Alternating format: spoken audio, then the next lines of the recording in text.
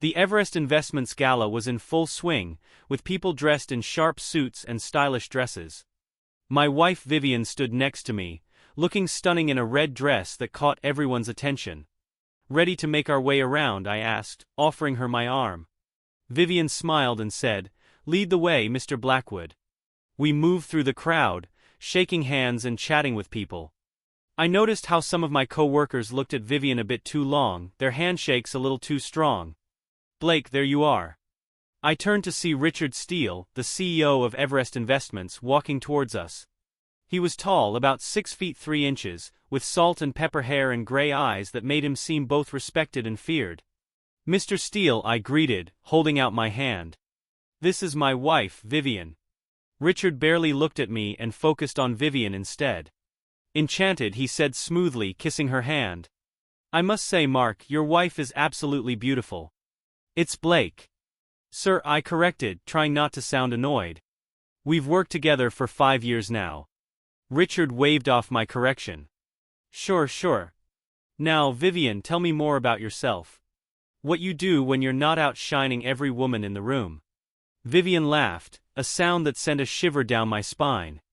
"You're too kind, Mr. Steele. I'm actually starting my own interior design business." "Is that so?" Richard leaned in closer. His interest piqued. "We should talk. Everest is always looking for fresh talent to spruce up our offices."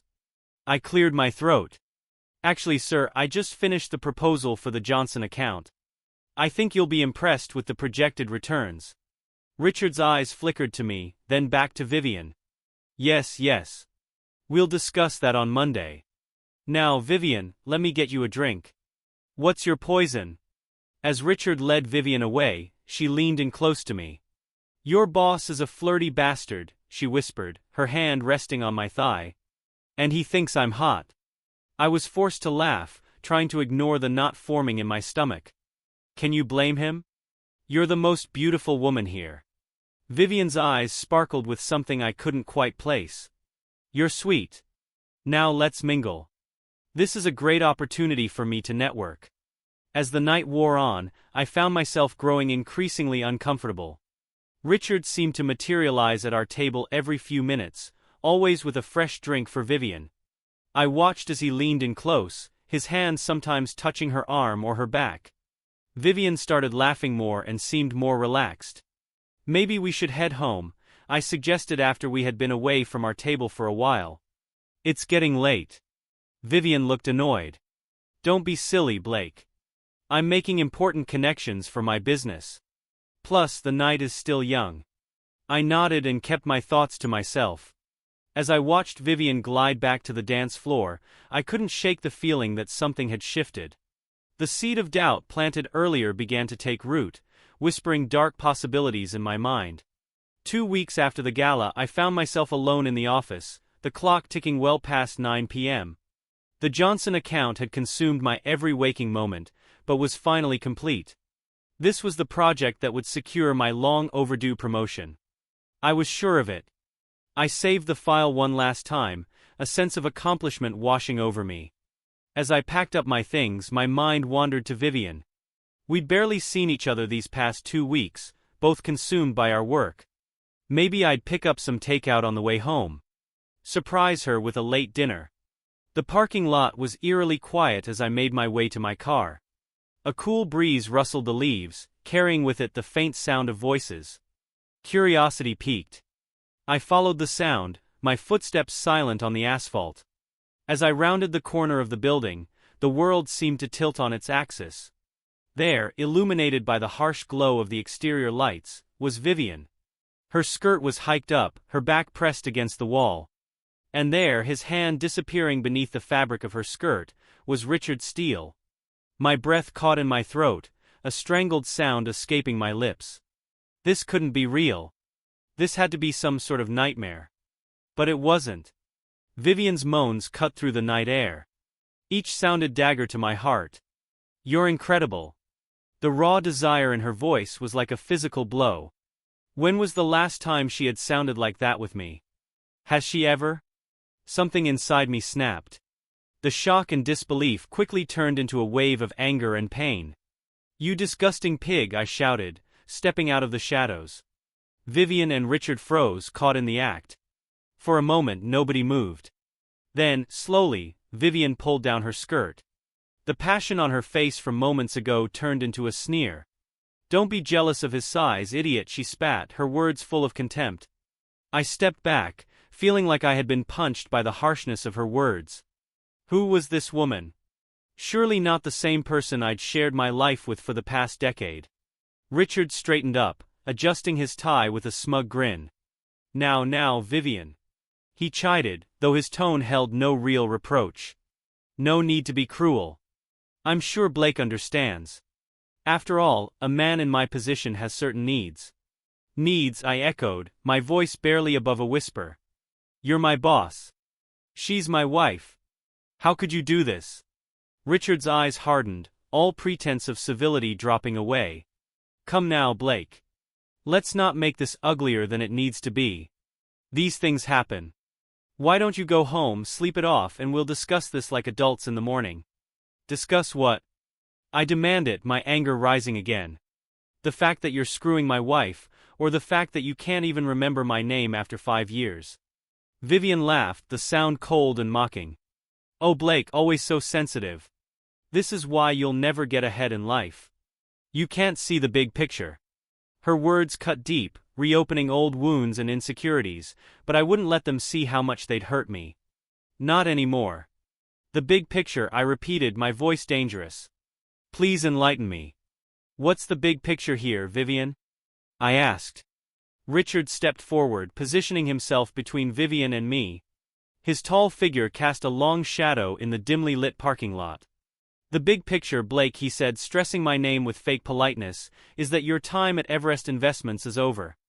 Your work hasn't been good enough." I felt like I'd been hit with ice-cold water. "What are you talking about? I just finished the Johnson account and it's going to bring in millions." A cruel smile appeared on Richard's face. "Oh, but I'm afraid there's been a slight change of plans. Vivian will be taking credit for that project. You see, I've hired her for your position. She'll be working very closely with me from now on." The world seemed to tilt on its axis as the full weight of their betrayal hit me. Not only had they been having an affair, but they conspired to steal my job and my work. "You can't do this," I said, my voice shaking with barely contained rage. "That's my work, my project. You have no right." Vivian stepped out from behind Richard, her eyes glinting with malice. "Oh, but we do, darling. You see, as your wife, I have access to all your files. And as your boss, Richard has the authority to reassign projects as he sees fit. It's all perfectly legal." "Legal?" I spat. "There's nothing legal about this. It's theft, plain and simple." Richard chuckled, the sound grating on my nerves. "Theft is such an ugly word, Blake. Let's call it reallocation of resources. Face it, you were never going to advance in this company. You lack the killer instinct." Vivian, on the other hand, he trailed off, his eyes roaming over her body appreciatively. Something inside me snapped. Before I knew what was happening, my fist connected with Richard's jaw. There was a satisfying crunch of bone. He stumbled backward, with blood dripping from his split lip. For a moment, everything was silent in the parking lot. Then 2 security guards suddenly appeared, their heavy footsteps echoing in the night. "What's going on here?" one of them demanded, looking at the scene. Richard stood up straight, wiping the blood from his chin. "This man just assaulted me," he said, his voice shaky. "Call the police, I want him arrested." The guards grabbed my arms, restraining me as I struggled against their grip. "You can't do this," I yelled, my voice hoarse with emotion. "They're the ones who should be arrested. They stole my work," but my protests fell on deaf ears. As the guards began to lead me away, I locked eyes with Vivian one last time. At that moment, I made a silent vow. This wasn't over.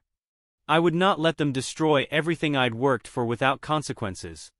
"You'll regret this," I said, my voice low. "Both of you." For just a second, Vivian's confident facade cracked, revealing a flicker of fear.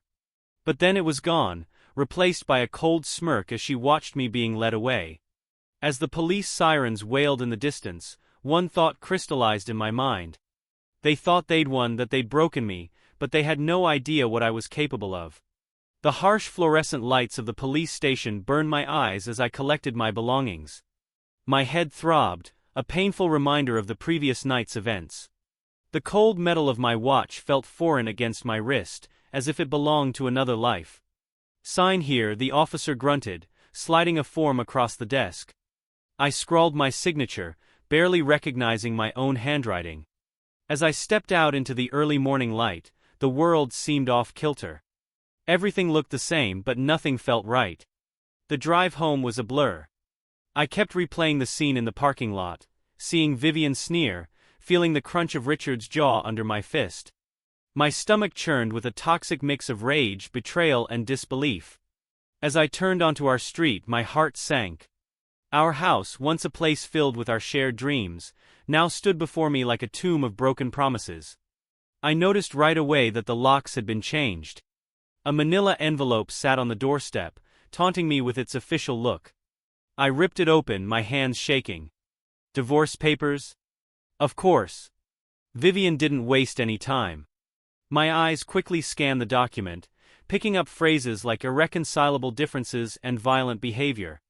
She was making me out to be the bad guy, twisting the story to fit her needs. My phone buzzed non-stop. I glanced at the screen, recognizing numbers of colleagues and acquaintances, not one message of support. Just vultures circling, hungry for gossip.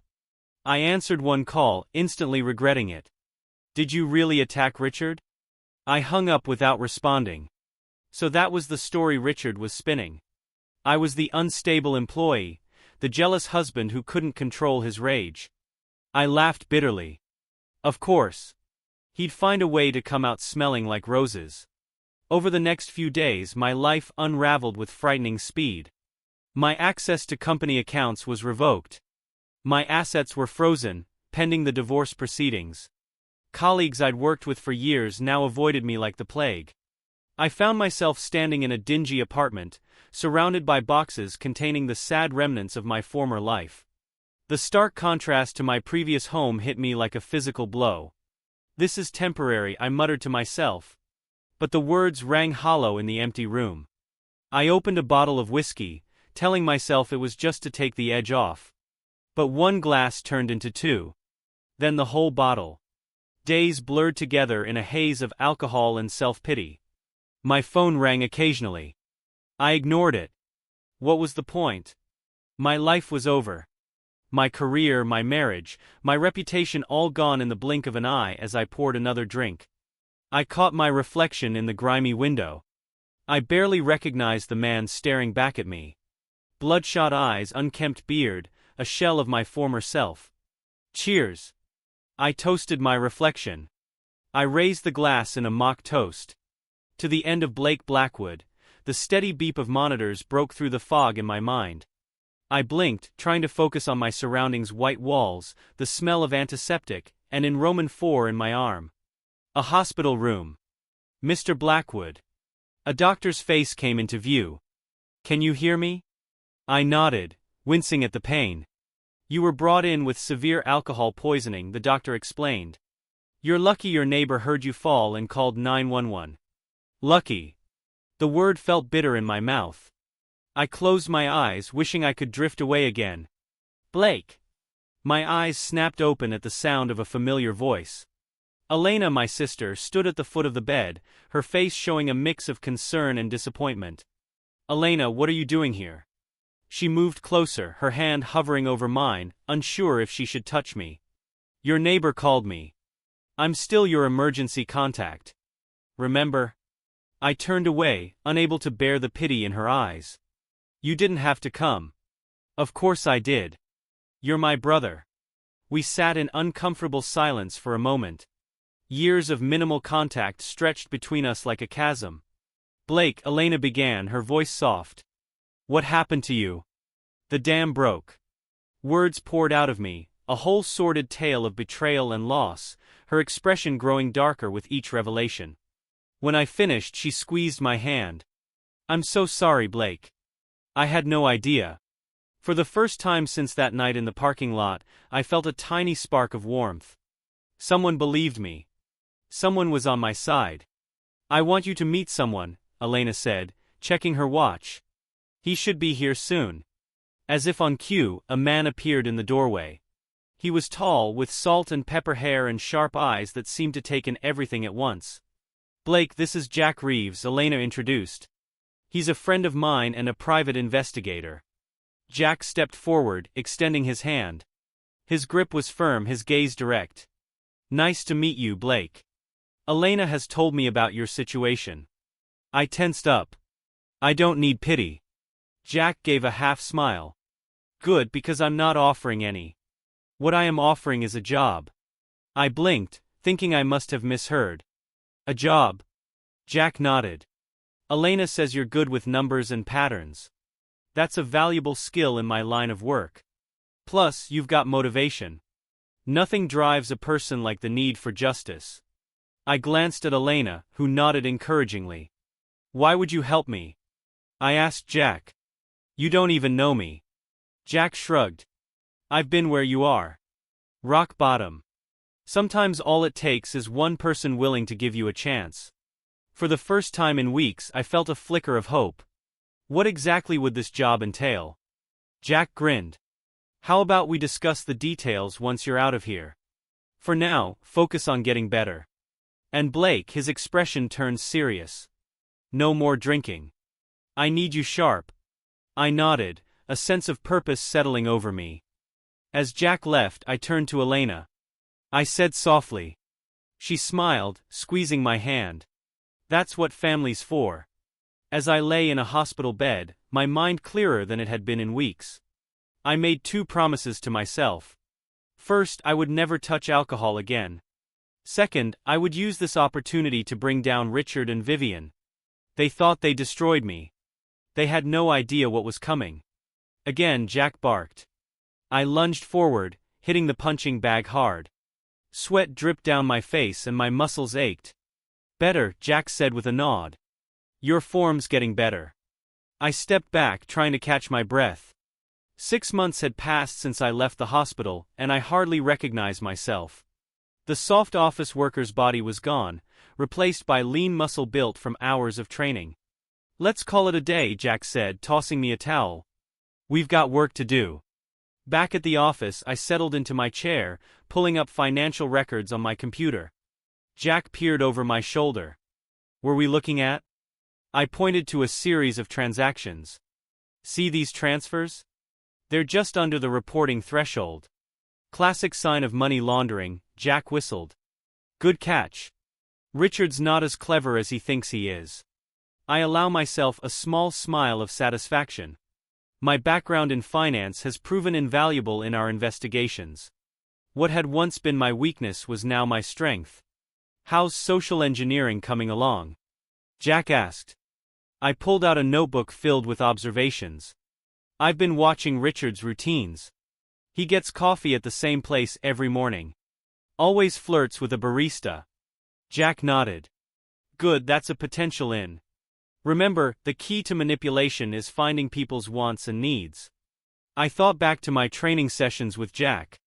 Learning to read body language, to spot lies, to extract information subtly. It was a far cry from my old life, but I found I had a knack for it. I've been thinking, I said slowly. We need someone on the inside at Everest. Someone who can access records we can't get to externally. Jack leaned back, studying me. You're right, but it's risky. Who were you thinking of? I took a deep breath. Me. Jack's eyebrows shot up in surprise. You? Blake. Everyone there knows you. How do you plan to get in? I grinned and pulled out a small case. Inside were colored contacts, a wig, and some prosthetics. They know Blake Blackwood, but they've never met David Chin, the Newark consultant. Jack's surprised expression melted into a proud smile. Well, I'll be damned. He might just pull this off. Over the next few weeks, I perfected my disguise and backstory. David Chin was soft-spoken, efficient, and utterly forgettable, the perfect person to blend into the background at Everest. My first day back at my old workplace was surreal. I walked past my old office, now occupied by Vivian. She barely glanced at me as I set up her new computer. her eyes glued to her phone. "There you go. Miss Walker," I said in David's meek voice. "All set up." She waved me away without a word. I bit back a smile as I left. If only she knew. Day by day I gathered evidence. Hidden cameras, keyloggers, overheard conversations. The picture they painted was damning. Richard wasn't just a cheater, he was a criminal. Insider trading, embezzlement, connections to organized crime. It was all there. One evening, as I was compiling our latest findings, Jack entered the office with a woman I didn't recognize. She's a corporate lawyer who's been consulting on the Tanner case. Sophie extended her hand, her grip firm and confident. "Nice to meet you, Blake. Jack told me a lot about your work." As we discussed the case, I found myself drawn into a spirited debate with Sophie. Her mind was sharp. Her arguments were well-reasoned. For the first time in months, I felt truly engaged in an intellectual conversation. "You know," Sophie said as she was leaving, "it's nice to meet someone who can keep up. We should get coffee sometime." As I watched her leave, I felt a flutter in my chest. It wasn't the intense passion I used to feel for Vivian, but something quieter and more genuine. "She's something, isn't she?" Jack said. I nodded, surprised to find myself smiling. "Yeah, she is." That night, as I worked on figuring out Richard's crimes, I realized something had changed. I still wanted revenge, but it didn't control me anymore. I was building something new, something better than what I'd lost. Richard and Vivian would face justice, and I was sure of that. But now, I also have a future to look forward to. They had tried to destroy me, but instead they made me stronger, smarter, and better. As I turned off my computer, I saw my reflection on the dark screen. The man looking back at me was far from the broken person I had been just months ago. This man was determined, confident, and unstoppable. "Watch out, Richard," I murmured. "Your time is coming." I sat in Jack's office, my heart racing as I watched the clock tick closer to 9 months of careful planning that had led to this moment. I took a deep breath, bracing myself for what was to come. "Are you ready for this, Blake?" Jack asked, his eyes on the computer screen. I nodded, my jaw set. "More than ready. It's time for Richard and Vivian to face the consequences at exactly 9 a.m.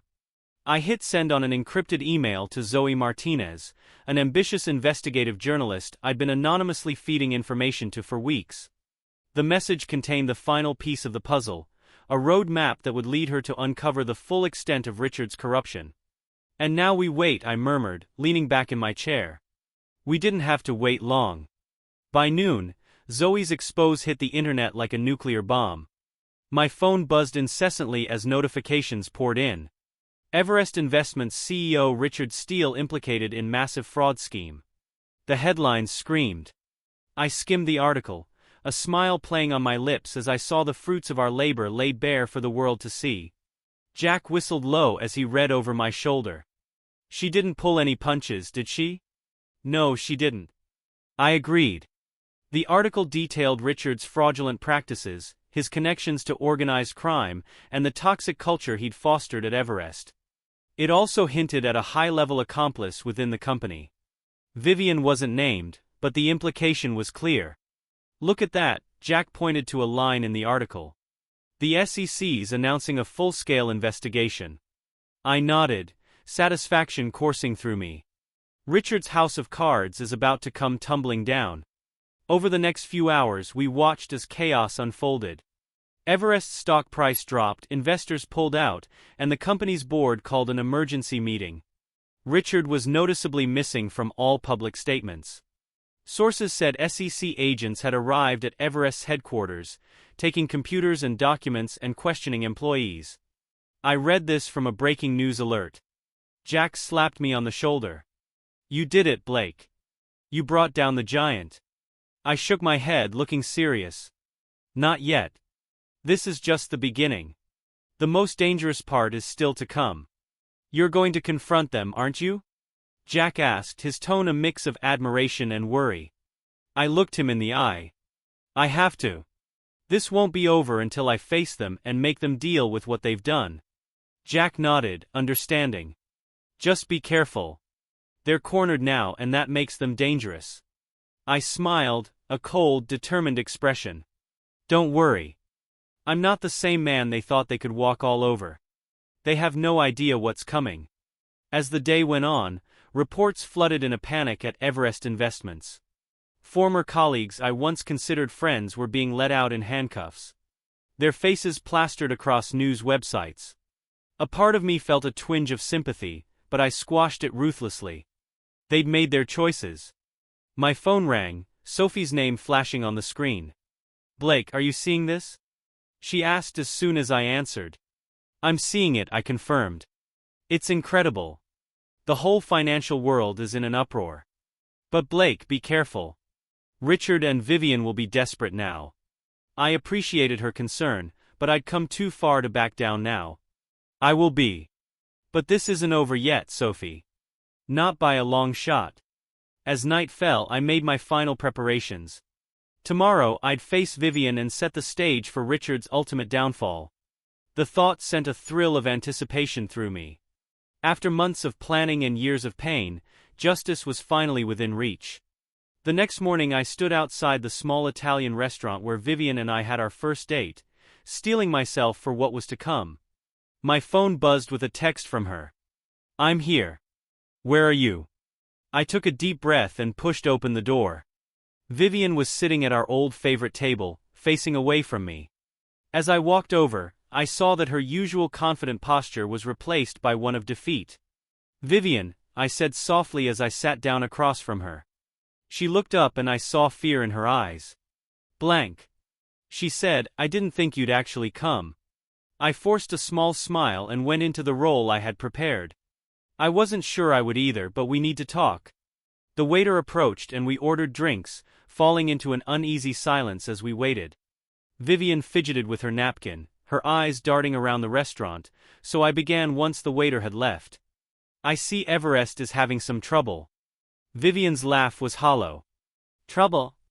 That's an understatement. It's a disaster. Blake, everything's falling apart." I leaned forward, keeping my voice gentle. "What happened? Vivian? How did it all go so wrong?" She shook her head, tears welling in her eyes. "I don't know. It all seemed so perfect at first. Richard promised me the world and I believed him. I thought we were building something great and now I prompt it. Now."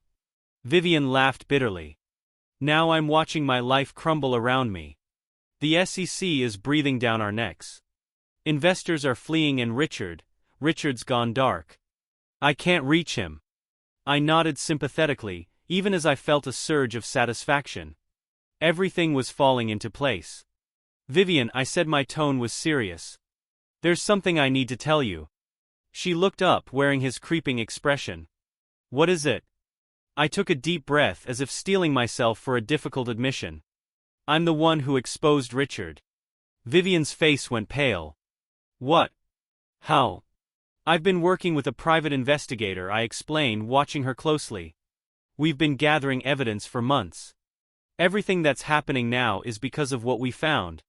Vivian's eyes widened in shock as she realized the full impact. "Oh God," she whispered. "I swear I didn't know about most of it. Richard kept me in the dark about so much." I raised an eyebrow, skepticism clear in my voice. "Did he? Or did you just choose not to see?" She flinched at my words. I made mistakes. Blake, terrible mistakes. But you have to believe me. I never wanted it to go this far." I leaned back, regarding her coolly. "Well, it has gone this far and now you have a choice to make." "A choice?" Vivian asked, her voice trembling. I nodded. "You can either go down with Richard, or you can do the right thing. Confess? Testify against him." Vivian's breath caught. "Testify, but he'll kill me if I turn on him. And you'll go to prison if you don't," I countered. "Think about it, Vivian. This is your chance to save yourself." She was silent for a long moment, conflict clear on her face. Finally she looked up at me, defeated in her eyes. "All right," she whispered. "I'll do it. I'll testify." Just then, my phone buzzed with an urgent message from Jack. I read it quickly, feeling a chill. "We need to go," I said, standing up quickly. "Now what? Why?" Vivian asked, sounding worried. Richard knows about our meeting, I explained. He's made threats against her life. Vivian's face paled further. God, she whispered. What do we do? I held out my hand. Come with me. I can't protect you, but you have to trust me and you have to tell me everything. She hesitated for just a moment before taking my hand. As we hurried out of the restaurant, I felt satisfied. The final piece was in place. Richard's downfall was assured in Vivian. While she'd sealed her own fate the moment she betrayed me, the tires of Jack's UV squealed as we pulled into the small private airfield on the outskirts of the city. My heart raced, adrenaline coursing through my veins. This was it. The culmination of months of planning, years of pain and betrayal. There, Jack pointed, his voice tense. Richard's car. I spotted the sleek black Mercedes pulling up to a hangar. All right, I said, my voice steady despite the tension thrumming through me. You take the back. I'll approach from the front. Remember, he's likely armed and desperate. Jack nodded, his expression grim. Be careful, Blake. We've come too far to lose now. We split up, approaching the hangar from different angles. I could see Richard now, hurrying towards a waiting private jet. He looked worn out, his usually neat appearance messy. Going somewhere. Richard. I called out as I came into view. Richard turned around, his eyes wide with fear. Blake, he stammered. How did you find me? I smiled coldly. Did you really think you could escape after everything you've done? Richard's hand moved towards his jacket and I tensed, ready for anything. Stay back, he warned. I'm armed, so am I. Jack's voice rang out as he emerged from the shadows. His gun trained on Richard. Richard's eyes darted between us, the reality of his situation sinking in. Then a sly smile spread across his face. You think you've won, don't you? But I still have one last card to play. He reached into his pocket, pulling out a USB drive. This contains evidence of your own illegal activities during your time at Everest, Blake. You go down with me. I felt a flicker of doubt. Could he be bluffing? But no, the confidence in his eyes suggested otherwise. You're lying, I said, but uncertainty crept into my voice. Richard's smile widened. Wanna risk it? Or we could make a deal. You let me go and this disappears. For a moment I faltered. Had I come this far only to be undone by my own past mistakes? I wouldn't be so sure about that, Mr. Steele. We all turned to see Sophie striding towards us, her expression fierce and determined. Sophie, I breathed, relief and confusion warring within me. What are you doing here? She smiled. Jack called me thinking you might need some legal backup. Turning to Richard, her voice hardened. That evidence you're so proud of. Completely inadmissible in court. It was obtained illegally and the chain of custody is messed up. It's not just useless, Mr. Steele. It's proof of another crime you've committed. I watched as he realized how bad things were. Richard's face twisted with anger and panic. Suddenly he reached for his gun,